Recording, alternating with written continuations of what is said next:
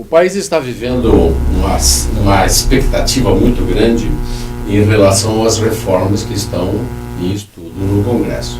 A reforma da Câmara dos Deputados está no Senado e agora temos a reforma da Previdência, um assunto que desperta paixões e uma situação interessante é que muita gente não defende uma reforma da Previdência, defende a reforma ou, melhor ainda, a manutenção dos seus privilégios. E como é que reage o mercado financeiro? Ele está reagindo cuidadoso, por exemplo, o dólar teve uma pequena evolução, está cotado a 3,19, uma pequena evolução de pouco mais que 0,10%. E a Bolsa também com a variação negativa de 0,28%, mas existe uma outra coisa interessante no ar, que é um consenso entre os economistas, especialmente os economistas do eixo São Paulo e Rio, e o Banco Central, que a inflação este ano deve estacionar na marca de 4,01%. E isso, naturalmente, tem um efeito importante nos juros, porque tem a tendência de puxar os juros para baixo. E como resultado, possivelmente, os juros do cartão de crédito passaram ou caíram de 480% para 230% ao ano, que ainda assim continua um absurdo. E por último, a alta do PIB, que se estima em 0,47, ou o que a gente fala normalmente, alguma coisa ao redor de 0,5%. E por último, o desemprego começa a mostrar sinais cada vez mais fortes de que está se reduzindo. A taxa de aumento, ou melhor, a diferença entre criação de empregos e as demissões começa a ficar positiva.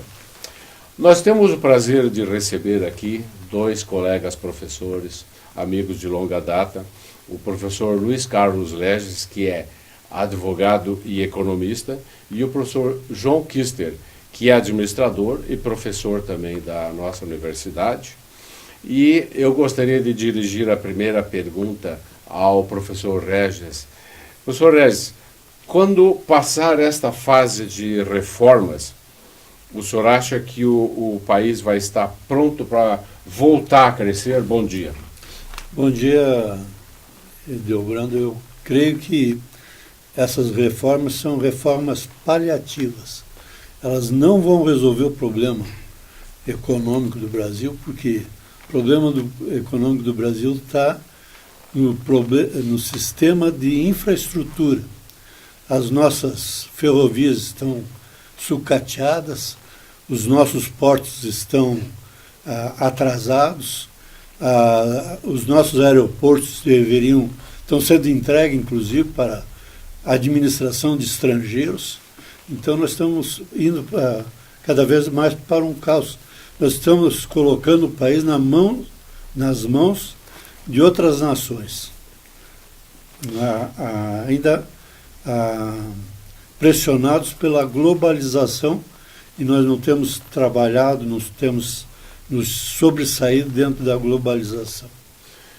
Professor Kister, na sua opinião, o país vai estar livre dessas amarras todas, inclusive desse problema que o professor Regis mencionou, da questão muito importante da infraestrutura, e estará pronto depois da maior crise econômica da nossa história? Bom, eu vou falar como administrador que sou. Claro.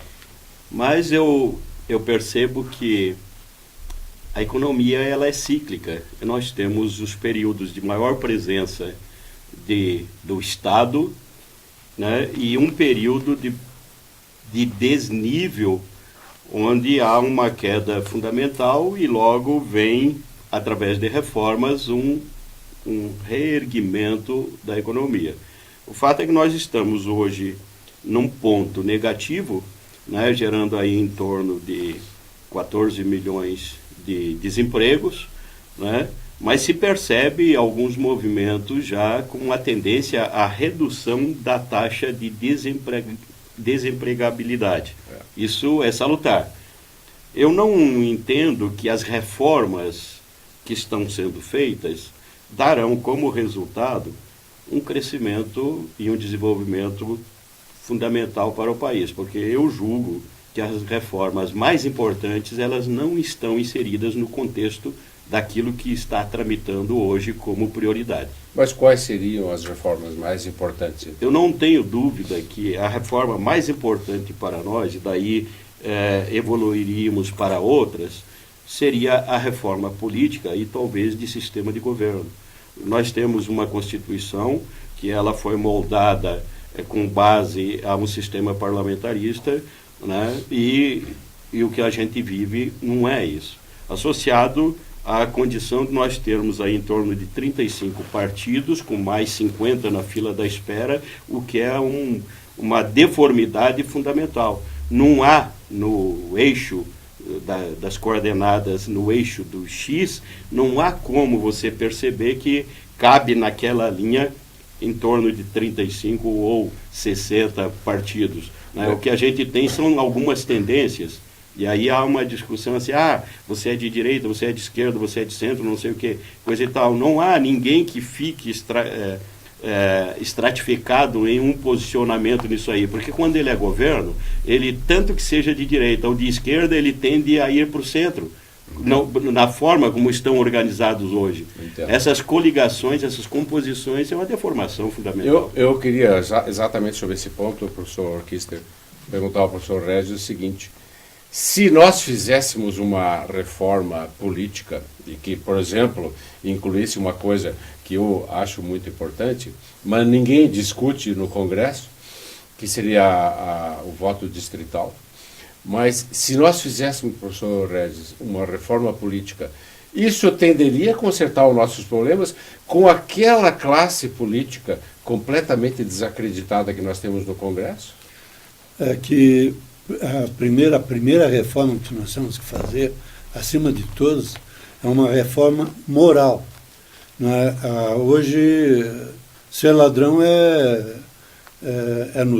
noticiário, tem todo o prestígio, tem toda a segurança, e a pessoa nessa não cai no ostracismo, é esquecida. Né?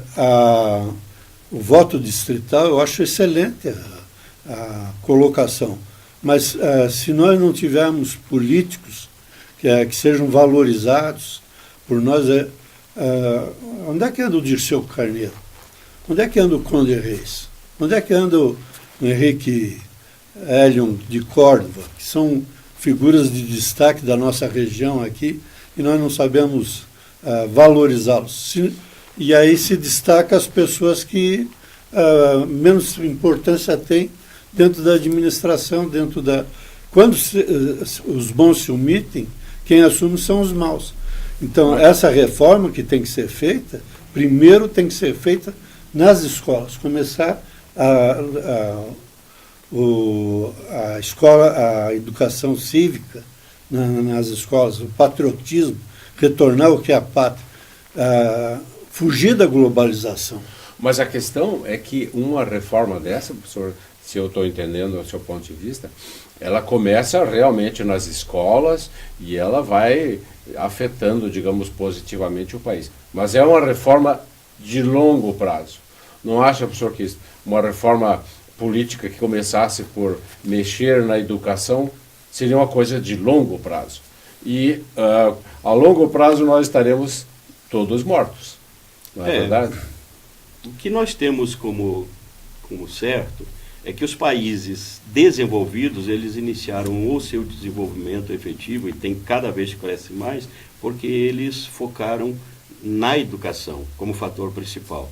Nós temos o exemplo da Coreia do Sul, por exemplo, que é fundamental, né? Então, e fala-se muito no nosso Congresso, ou em qualquer instância dos três poderes, todos pregam que a reforma essencial, ela começaria pelo investimento efetivo em duas instituições. A primeira, que é a básica, que eu estou percebendo que está sendo desestruturada, que é a instituição familiar. A segunda, que é a instituição educação. Por incrível que pareça, na minha avaliação, a instituição familiar ela está sendo rapidamente desestruturada por uns paradoxos.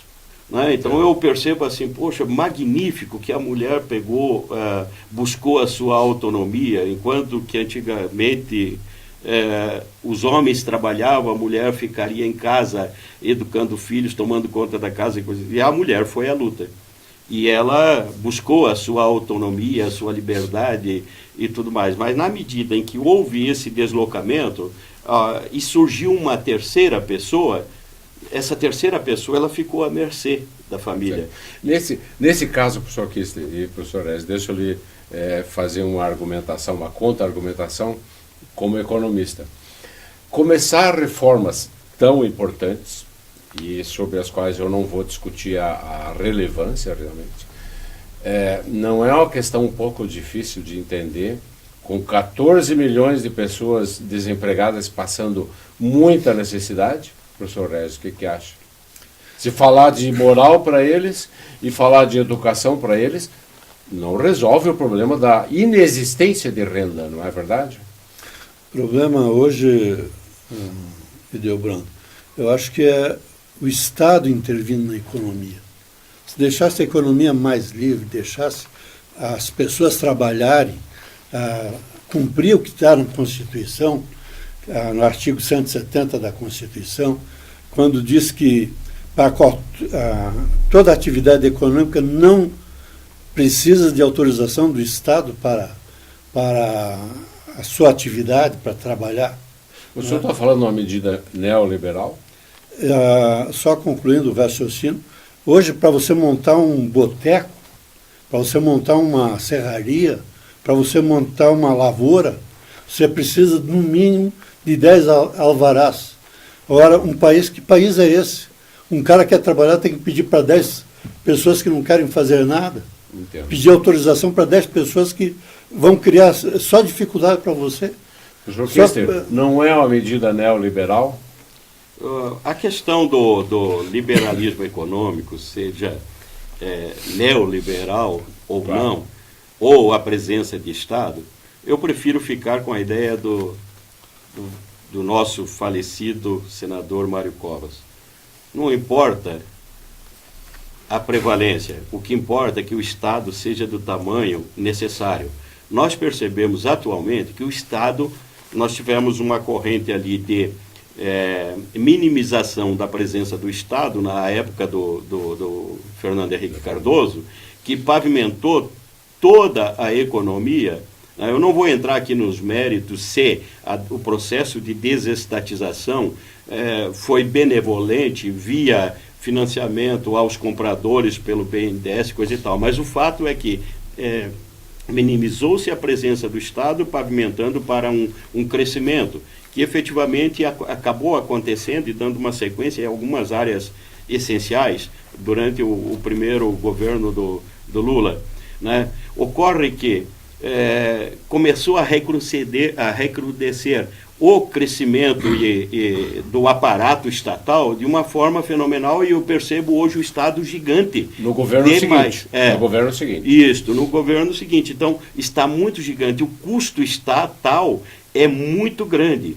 Associado a isso, eu percebo que esse custo estatal, por exemplo, se você quer arregimentar uma força, a maneira de você cativá-los é o seguinte, é atender às suas reivindicações corporativistas, como a gente está percebendo agora na reforma da Previdência. Ou seja, grupos corporativistas olhando só para o seu mundinho, sem perceber a essência de uma reforma previdenciária ampla, geral e restrita, e que privilegie o tratamento igualitário. Não há por que separar se a pessoa é da esfera pública ou é da esfera privada. O que importa é que todo o funcionário público, como a iniciativa privada, que eu percebo que paga mal mesmo, paga muito mal, porque é inadmissível que uma pessoa se desloque, acorde 6 horas da manhã, se desloque 1 hora para o seu trabalho e isso...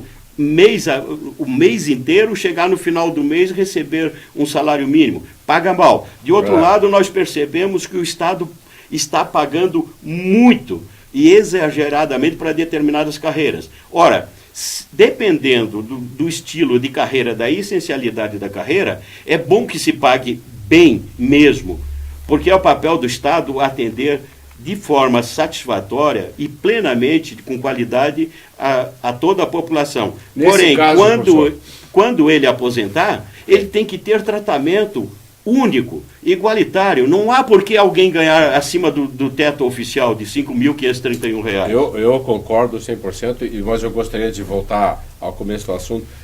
Como fazer isso, então? Como reduzir a presença do Estado no país, dentro ou de inconformidade com a mentalidade que nós temos, né, prevalente, e especialmente, professor Regis, com esse Congresso que está aí. O senhor acha que é possível fazer esse tipo de mudança? Eu creio que, ainda falando sobre o liberalismo da economia, a nossa Constituição, um dos princípios é a economia liberal. A nossa filosofia é a filosofia da economia liberal, a livre iniciativa. Né? O Claro. Estado não pode intervir. Onde o Estado intervém, ele atrapalha, ele não, é um péssimo administrador. Então nós temos que excluir. O professor Kiss tem razão, porque quando foi criado o INSS, foi extinto o IAPTEC e o IAPC, nós podíamos nos aposentar com 20 salários mínimos. Então nós tínhamos um contrato de trabalho.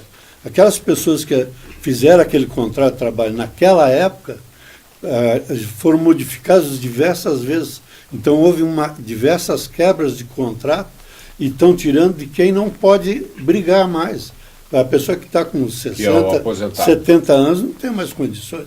Eu acho uma covardia o governo brasileiro em tirar dos aposentados, em vez de tirar das pessoas corruptas que venderam esse país. Eles acabaram com o país. Essa é a questão, essa é uma questão muito boa, e eu concordo que a classe dos aposentados não conseguiu se organizar. Ela tem uma capacidade de vocalização muito pequena. Então a classe política, de uma maneira que a gente poderia dizer até mesmo covarde, tem atacado os aposentados especialmente. Porém, os aposentados do setor privado, não do setor público, não é, professor Kiss? O setor público está fora disso. Correto. E isso é uma condição que não deveria existir. Nós temos, pela Constituição, a garantia de direitos iguais. E de que forma se pratica direitos iguais se nós temos alguém numa prateleira superior e o restante que se lasque? Nós temos uma casta. Isso é um risco. É um risco, porque se nós formos verificar, assim, por exemplo, do aparato público, nós percebemos que estão deixando os policiais fora, os professores fora. A polícia do Congresso. Não, a polícia do Congresso. Então, professor Valdomiro, eu não acho que os congressistas atuais tenham, e aqui eu vou utilizar a palavra dita pelo professor Regis, moral, claro, para fazer uma reforma tão essencial. Porque eu defendo, a reforma da Previdência é uma reforma essencial, necessária, mas ela tem que ter efetividade. Ter efetividade não é para a gente trabalhar daqui a 10 anos e ter que reformar de novo. Ter efetividade é a gente ter uma perspectiva, no mínimo, de 50 a 100 anos. E isso me reporta o seguinte: qual a primeira providência? A primeira providência seria nós trazermos todos aqueles que estão ganhando acima do teto em termos de sistema previdenciário para o mesmo patamar. Claro. Essa seria a primeira providência. Bom, daí nós temos uma questão que o professor Regis compreende muito bem, que é a questão do direito adquirido, que para mim é uma espécie de infâmia, porque você consagra um privilégio e em seguida alega que é direito adquirido. Mas essa questão, que é uma questão bastante quente, e é uma questão do momento, né? Eu gostaria de passar um pouquinho paralela, porque o nosso tempo não vai permitir. E eu gostaria de novamente recomeçar. Professor Regis, nós não precisaríamos também de uma reforma tributária para deixar, digamos, o sistema mais racional, até diminuir até mesmo, porque é possível você diminuir o peso dos impostos e até mesmo aumentar a arrecadação simultaneamente, desde que o sistema seja racional, não como nós temos hoje. O senhor acha que não seria necessária uma reforma tributária da qual ninguém está falando nesse instante? Nós ainda há pouco falamos de moral. Eu vejo que qualquer reforma que nós tentamos fazer na área tributária é só para beneficiar o Estado. Quando foi feita a Constituição de 1988, o ICMS máximo que podia ter era de 25%. Hoje estão cobrando 35%, 40%. Cobrar 25% na energia, cobrar 25% no combustível, isso é um absurdo numa economia. Então, a hora que se aumenta o imposto no combustível, se aumenta o imposto em todas as outras áreas. E não é só problema, nós tínhamos que primeiro reduzir o tamanho do Estado. Como é que nós vamos pagar a folha de pagamento se nós reduzirmos o imposto? Então, primeiro tem que reduzir a estrutura do Estado, como disse o professor Kist, e depois reduzindo os impostos. É essencial. Outra situação também bastante delicada, a Selic, que é a taxa que é cobrada do dinheiro emprestado pelo governo aos bancos, é 11,5% ao ano. Quando você vai pegar o teu cartão de crédito, você vai pagar 14% ao mês. Quem é que está ganhando dinheiro com isso? Então, antes de haver uma reforma tributária, uma reforma do INSS, uma reforma do sistema social, nós temos que fazer a reforma no sistema econômico, que é financeiro, né, no sistema financeiro, que hoje é uma exorbitância que estão cobrando de juros, né, no cartão de crédito e nos cheques especiais.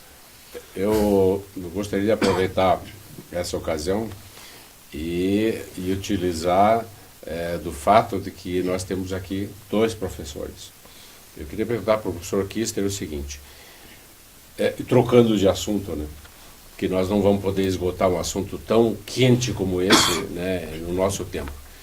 Professor Kister, o que precisaria mudar na universidade brasileira para que o Brasil saísse dos piores rankings internacionais?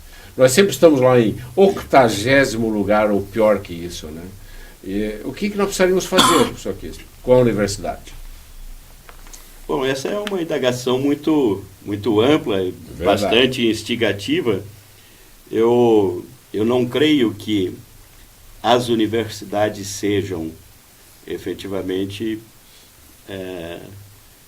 as instituições responsáveis diretamente por todo o crescimento que a gente tem aí, né? As universidades se constituem em meios, né?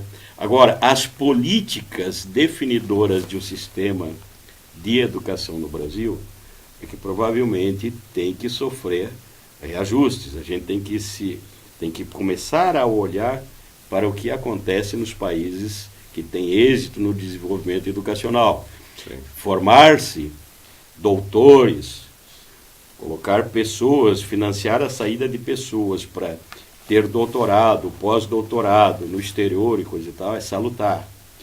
Um financiamento público e coisa, como acontece, é salutar. Mas o senhor não considera essencial para esse momento? Contudo, nós precisamos ter... Eu sou a favor sempre da contrapartida. Eu acho que ninguém tem que ganhar nada de graça. Sempre tem que haver a contrapartida. E a contrapartida, a palavra está dizendo bem certinho assim, poxa, foi investido tanto em mim, o que eu posso fazer para dar retorno à sociedade? Né? Então, creio que as universidades, elas deveriam preponderantemente cumprir um papel social. Esse papel social não é apenas eu, como enquanto professor, por exemplo, ir dar as minhas aulas e pronto. Se eu sou financiado publicamente pela população, eu preciso fazer muito mais. Eu preciso, por exemplo, se eu graduei num curso de medicina hoje, e esse curso foi pago pela população, eu deveria, no mínimo, prestar serviço em municípios periféricos, inacessíveis, onde nenhum médico quer ir, por exemplo, mas eu deveria dar, no mínimo, uma contrapartida de 2 anos para o Estado. Certo. Deixa eu lhe dizer a esse respeito que nós podemos ter uma certa contradição em termos, né, entre reduzir o poder do Estado e aceitar uma maior interferência do mercado, inclusive num assunto como esse, é um assunto, na minha opinião, muitíssimo importante, mas é uma espécie de contrassenso. O mercado não faria isso, né, professor Kister? Não faria. Então, eu quero devolver a pergunta agora para o professor Regis. Eu acho que é indiscutível a importância da universidade, que forma técnicos do mais alto nível, forma trabalhadores do melhor nível. É claro que você pode destinar políticas para os outros níveis de ensino, mas a universidade tem um papel fundamental, né? Ela que constrói hidrelétricas, por exemplo, né? Ela, com os seus engenheiros, seus administradores e economistas e assim por diante. O que nós precisamos mudar na universidade brasileira, professor Regis? Eu vejo nos outros países, você falou que as universidades estão mais evoluídas do que as nossas aqui. Realmente. Lá eles têm um fundo, que é, por exemplo, o Haver, que você esteve estudando lá, o governo transfere do imposto de renda 2% para esse fundo.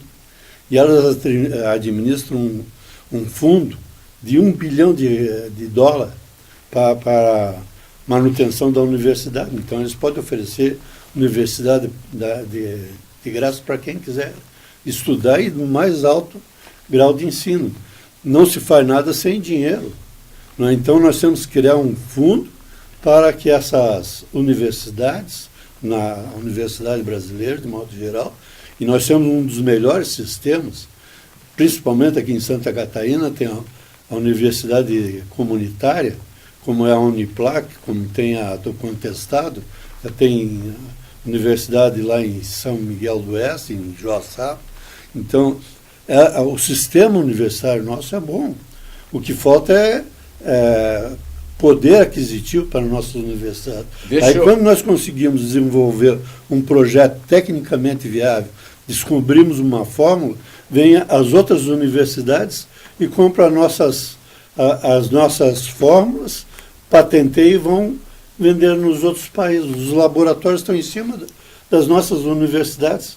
Nós estamos contribuindo com o crescimento de outros países dentro da nossa tecnologia. Nesse assunto de recursos para a universidade, deixa eu lembrar uma frase do nosso governador Raimundo Colombo, que ele disse que, de preferência, ele não envia nada mais do que está orçado para a universidade estadual. E eu acho que essa é uma situação emblemática, né? Por quê? Qualquer tipo de investimento, especialmente o investimento novo, ele envia o dinheiro e esse dinheiro vai imediatamente para salários. E daí a gente vai pensar em corporativismo, etc, etc. O nosso tempo está correndo muito rápido e eu queria aproveitar um outro assunto, professores. O que poderia ser feito, professor Kister, para acelerar o desenvolvimento aqui da Serra? Quando você compara o oeste de Santa Catarina, industrializado, até mesmo no mapa há uma diferença, né? Luzes, etc., e indústrias e tal. Com o litoral, nós temos uma espécie de situação bem, o que a gente pode qualificar. O Nordeste brasileiro é representado no estado pela Serra. O que poderia ser feito para acelerar o desenvolvimento da Serra, professor Kister? Bom, provavelmente o que eu vou falar, ele se contrapõe a um sentimento geral. Okay. Né? Eu entendo um pouco de como foi estruturado esse nosso Estado a partir do governo do Celso Ramos, onde foi efetivamente feito os eixos de desenvolvimento nos territórios catarinenses, né? Então, quando se distribuiu ali, se constituíram regiões, e nós percebemos todos o eixo do oeste, do norte, do Vale do Itajaí, do sul, Grande Florianópolis e da região da Serra. Né? Professor Alcides de Abreu. Foi ele que capitaneou tudo isso aí. E nós tínhamos, efetivamente, tudo caracterizado. Com a presença de 6 ou 7 governadores, efetivamente, mas o fato é que, do ponto de vista de desenvolvimento de infraestrutura, não me parece que nós estamos atrasados. Se nós pegarmos, por exemplo, malha rodoviária, nós temos duas vertentes de estrutura federal que cortam aqui o nosso território. Né? Nós temos, do ponto de vista ferroviário, que eu espero que o Brasil parta para um desenvolvimento de malha ferroviária, né, para recuperar o tempo perdido, mas nós temos aqui ferrovia. Nós temos um aeroporto que, em função da demanda regional, ele plenamente atenderia. Esse aeroporto que foi defendido como uma estrutura que está lá em Correia Pinto, não sei se a justificativa seria do ponto de vista de demanda de pessoas ou de demanda de uma estrutura de transporte de materiais ou ainda de defesa nacional. Não sei o que se justificaria. Mas o fato é que nós costumamos dizer assim que a serra precisa ser desenvolvida. E o meu questionamento é: desenvolver em quê? Ok. Em quê? Porque creio que nós somos privilegiados, somos felizes e a gente costuma achar que não. Não há região no estado de Santa Catarina onde a qualidade de vida do ar e tudo mais esteja mais presente do que a nossa. Perfeito. Então, o que a gente precisa efetivamente, precisamos desenvolver, mas focar em quê? E aí destituído de qualquer preconceito ou de prevalência de uma opinião individual e que efetivamente a gente planeje o desenvolvimento de uma maneira sustentável aqui, porque nós não precisamos ter o caos social que está acontecendo em outras regiões, como a gente percebe. Entendo. Professor Regis, esse argumento do professor Kister, que a nossa infraestrutura está bastante razoável ou até boa, não contradiz a sua opinião que a nossa infraestrutura é insatisfatória e em qualquer parte do Brasil. Não Ao contrário, assino embaixo do que o professor Kister está dizendo. Se você pegar de Pelotas, no Rio Grande do Sul, a Cáceres, no Mato Grosso, o oásis dos meios naturais, das espécies naturais, é aqui em Lages, a região serrana, a região da Coxilha Rica, essa região que pega São Joaquim, pega Campo Belo do Sul, pega uma parte da Vacarias. É a única região ainda que você vê uma siriema, um veado campeiro, um perdigão, uma perdiz. Né? Então, será que vale a pena nós trocarmos esse meio de vida que nós temos por um meio de vida moderno? Veja como é que funciona o trânsito em Florianópolis. Veja como é que funciona o trânsito em Joinville.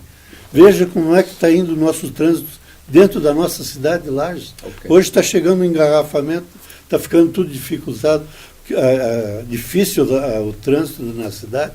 Nós temos que imaginar qual é o sistema de transporte que vai ser daqui 20 anos. Há 20 anos atrás, na Dom Pedro, que é a antiga BR-2, passava um carro por dia. Hoje, quantos carros passam por minuto ali no cruzamento com a Castelo Branco? Okay. Deixa eu dar uma opiniãozinha sobre... Notem, nós temos...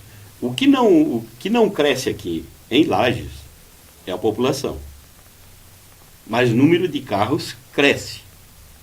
Mesmo assim, nós, em questão de mobilidade, eu não entendo que seja tão complicado. Primeiro, porque nós pavimentamos e depois nós despavimentamos. Ou seja, quando se pretende fazer uma via rápida, por exemplo, em princípio é para dar vazão. Mas imediatamente a construção daquela via, com todos os cavocas e descavocas e tudo mais, onde vai uma dinheirama enorme, e no final das contas você tranca. Não é um paradoxo você querer mobilidade e ao mesmo tempo você trancar, porque aí você coloca uma lombada com um sinal de 40 de velocidade máxima, outra de 50 e coisa e tal. Nós esquecemos, por exemplo, que uma questão é a época do Jeep Willys de 47 ou do Fusca, em que você, para acelerar, para você chegar a 40, era preciso ter dor no pé acelerando. Mas hoje você liga um carro, você se ele é automático, você não precisa acelerar para chegar a 40. Então, para que a inovação, para que a tecnologia, se você não pode nem andar? E questão de mobilidade lá, eu costumo dizer ainda, eu saio lá do bairro Tributo, seguindo rigorosamente a velocidade permitida, parando nos semáforos que forem necessários, eu saio e chego lá no acesso sul, lá na Lactoplaza, em menos de 50 minutos. Qual é o problema nosso de mobilidade?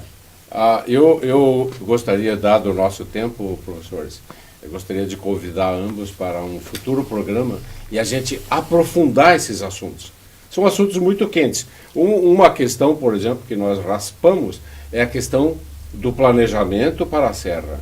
Essa nós não chegamos a fazer muita coisa. Mas eu gostaria muito de agradecer a presença de ambos aqui. Foi uma honra receber professores tão qualificados e tão experimentados quanto os senhores. E nós vamos fazer futuramente um outro programa para aprofundarmos esse assunto, com certeza. Nós gostaríamos de convidar os nossos telespectadores para rever este ou programas anteriores, bastando ir ao YouTube e você clica e digita Imagem TV Lages. E você terá todos os programas à sua disposição. Nós achamos que alguns desses programas que abriram um debate tão importante como esse de hoje devem ser repetidos, e é o que nós vamos fazer nas nossas próximas edições. Então, estamos convidando você para estar aqui na próxima semana também. Até lá e um abraço.